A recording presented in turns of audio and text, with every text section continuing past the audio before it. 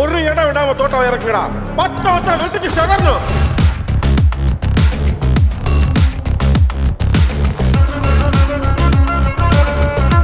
எட்ரா கொக்கி.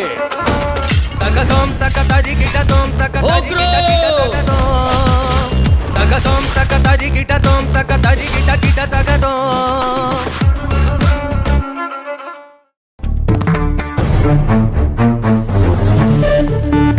மகா, நமக்கும் லோடெல்லாம் ஏத்தி இறக்கிறதுக்கு ஒரு நம்பகமான ஆள் வேணும்ல, அதுக்கு இவரை வச்சுக்கலாம்ல. நம்பகமான ஆளா? பிரச்சனையே அங்கதான். என்னால அவரை நம்பல முடியாது. நம்பிக்கைக்கும் இவருக்கும் ரொம்ப தூரம். மகா,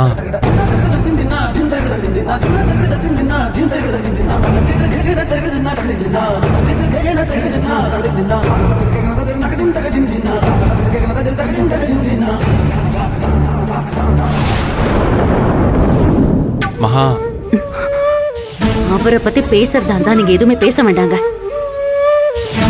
இப்படி பிடிச்ச பிடியா இருந்தா என்ன அர்த்தம் மகா? நான் என்ன சொல்ல வரேன் தான் கேளு. வேண்டாங்க, நான் எதுவுமே கேட்க மாட்டேன். முதல்ல அவர் எங்கிருந்து போக சொல்லுங்க.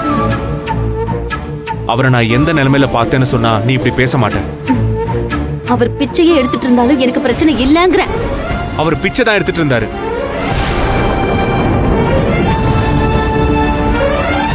ரோட்ல ஒரு வயசானவர் மயக்கம் போட்டு விழுந்துட்டாரு. அவர் செத்துட்டாருன்னு சொல்லி பிச்சை எடுத்துட்டு இருந்தாரு. இந்த விஷயம் தெரிஞ்ச அவரோட பொண்டாட்டியும் புள்ளையும் கூட்டமா சேர்ந்து அடி அடின்னு அடிச்சிட்டாங்க. பாவம், அவர் எவ்வளவு கஷ்டப்பட்டார் தெரியுமா?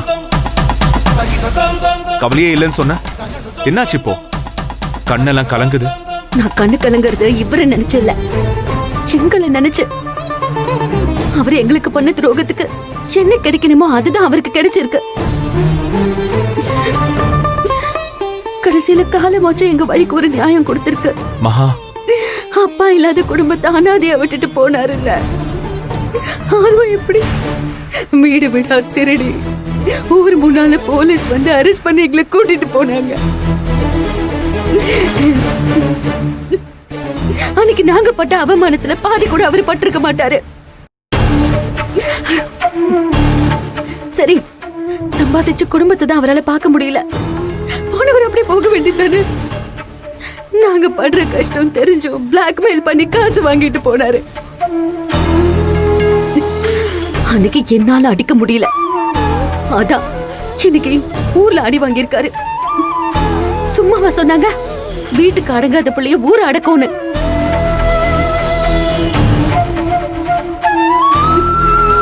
என் மனசு கொதிக்கிற கொதிப்பு எனக்கு தான் தெரியும். மனசாட்சி இல்லாத மிருகம், ஈவு இறக்கம் இல்லாத ஜென்மங்க அவரு. இன்னைக்கு உங்க அம்மா என்ன ஒண்ணு இல்லாத குடும்பத்துல இருந்து வந்தவன்னு எனக்கு என்னெல்லாம் பேசுறாங்க. இவர் மட்டும் ஒழுங்கா இருந்திருந்தா இப்படி எல்லாம் பேசிருப்பாங்களா? நாங்க ஒரு நல்ல நிலைமையில இருந்திருப்போம்ல. மகா, அவர் செஞ்ச எதையுமே நான் நியாயப்படுத்தி இங்க கூட்டிட்டு வரல. தப்புதான் பண்ணிருக்காரு. அதுக்காக அவர் திருந்தவே கூடாதா? உங்களுக்கு எங்க புரியவே மாட்டேங்குது. மலைய புரட்டி கடலை கூட ஆக்கிடலாம், கடலை புரட்டி மலைய கூட ஆக்கிடலாம்.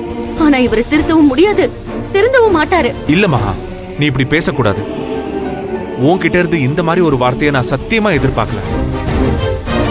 யாரா இருந்தாலும் ஒரு சான்ஸ் கொடுக்கணும்னு சொல்றவ நீ. இப்ப நீ ஏன் இப்படி பேசுற? ஏன்னா அவரால எங்களுக்கு கிடைச்ச அனுபவம் அப்படி. அவர் பேச்செல்லாம் தண்ணில தாங்க எழுதணும். என்னால அவரை மன்னிக்கவும் முடியாது, ஏத்துக்கவும் முடியாது. சரி, ஏத்துக்கவும் வேண்டாம், மன்னிக்கவும் வேண்டாம். நான் யாரோ ஒருத்தரை கூட்டிட்டு வந்து உன்கிட்ட உதவி கேட்கறேன்னு நினைச்சுக்கோ. அவங்களுக்கு நீ ஹெல்ப் பண்ணுவியா மாட்டியா? கொஞ்ச நாள் இருக்கட்டும், அவரும் முயற்சி பண்ணி பார்க்கட்டும். சரியா வராதுன்னு உனக்கு அப்பவும் தோணுச்சுன்னா நானே அனுப்பி வச்சிடுறேன். வேண்டாங்க, இந்த முடிவுக்காக நீங்க ரொம்ப வருத்தப்படுவீங்க. மாப்பிள்ள, மகா சொல்றது எல்லாமே 100க்கு 100 உண்மைதான். என்னால் என் குடும்பம் பட்ட கஷ்டமும் அவமானமும் கொஞ்சம் நஞ்சம் இல்லை. அதனால் மகாவுக்கு என் மேலே நம்பிக்கை இல்லாமல் போனதில் ஒன்றும் ஆச்சரியப்படுறதுக்கு இல்லை. நான் செஞ்ச தப்புக்கு மேலேயே தண்டனை அனுபவிச்சிட்டேன். என் அப்பா அம்மாவும் என் கூட பிறந்தவங்களும் செஞ்ச புண்ணியம்தான் என்னை அனாதையை அலைய விட்டுறாம இங்கே கொண்டு வந்து சேர்த்துருக்கு. மகா, மகா கொஞ்சம் நில்லு மகா. நீ என்னை விட வயசில் சின்னவதாம்மா. ஆனால் பொறுப்புலையும் பாசத்துலேயும் நீ நம்ம அம்மாவுக்கு மேலம்மா. உங்ககிட்ட மன்னிப்பு கேட்கறதுல எனக்கு எந்த கௌரவ குறைச்சலும் இல்லைம்மா. உன் காலில் விழுந்து கூட நான் மன்னிப்பு கேட்குறேம்மா. கூட பிறந்தவன் நான் நினைக்கலனாலும் ஒரு பிச்சைக்காரனை நினைச்சாவது நீ எனக்கு அடைக்கலம் கொடுக்கணும்மா. நான் திருந்தி வாழணும்னு ஆசைப்படுறேன். நீ எனக்கு ஒரு வாய்ப்பு கொடுக்கணும் மகா.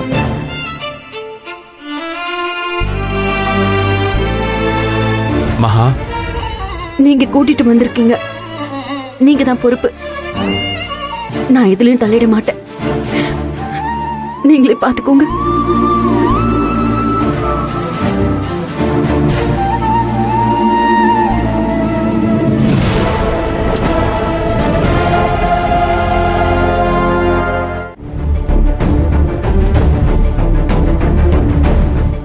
சார் டேங்க் ஃபிட் பண்ணி சார். சார் உங்களுக்கு வேலை செய்ய எத்தனை பேர் இருக்காங்க? நீங்கள் ஏன் சார் வேலை பார்த்துட்டு இருக்கீங்க? எல்லாம் சரியாக நடக்குதான்னு நான் தானே பார்க்கணும். நீ பாப்பியா? கரெக்டு தான் சார்.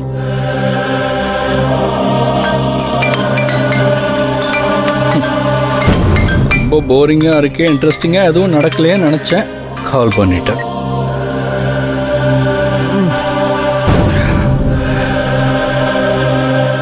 சார், மார்னிங் காஞ்சனா, என்ன விஷயம்? சார், ஏதோ அந்த செல்வத்துக்கு தெரிஞ்ச கம்பெனியா பிரியா கார்மெண்ட்ஸ்னு பேசிக்கிறாங்க. அங்கிருந்து இவங்களுக்கு ஆர்டர் வந்திருக்கு சார். அந்த செல்வம் அவ்வளோ பெரிய ஆளாயிட்டானா? அதுவும் இல்லாம இப்போதைக்கு 20 பீஸ் சாம்பிள் கேட்டிருக்காங்களாம். இங்க வேலையே ஆரம்பிச்சிட்டாங்க சார். இத முடிச்சு கொடுத்தா 2000 பீஸ் அவங்களுக்கு ஆர்டர் வரும் பேசிக்கிறாங்க. வாட், 2000 பீஸா? ஆமா சார். உங்களுக்கு அந்த பிரியா கார்மெண்ட்ஸ்ல யாராவது தெரியுமா? தெரிஞ்சுக்க வேண்டியதான். எல்லா இடத்துலையும் மகா மாதிரி 10 பேர் இருந்தா என்ன மாதிரியும் ஒன்ன மாதிரியும் 2 பேராச்சும் இருக்க மாட்டாங்களா? ஆனா இப்போதைக்கு இந்த வேலையை எதுவும் நிறுத்த வேணாம் சார். ஆக்சுவலி நிறுத்தவும் முடியாது. வெறும் 20 பீஸ் தான். ஆளுக்கு ஒன்னா சீக்கிரம் தச்சு முடிச்சிருவாங்க. நீ சொல்றதும் சரிதான். வேலையை முடிக்கிட்டோம். டெலிவரி எங்க எப்படி போகுதுன்னு மட்டும் சொல்லு, மிச்சத்தை நான் பாத்துக்கிறேன். சரி சார்.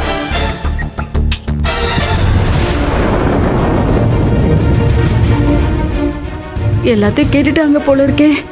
காஞ்சனா மொத்தமா மாட்டிக்கிட்டேன். என்ன பண்ண போறோம் இப்போ? சார் பிரியா கார்மெண்ட்ஸோட மொத்த டீட்டெயிலும் இன்னும் 10 நிமிஷத்துல வந்தாகணும். சரிங்க சார், இதோ ரெடி பண்ணிடுறேன் சார்.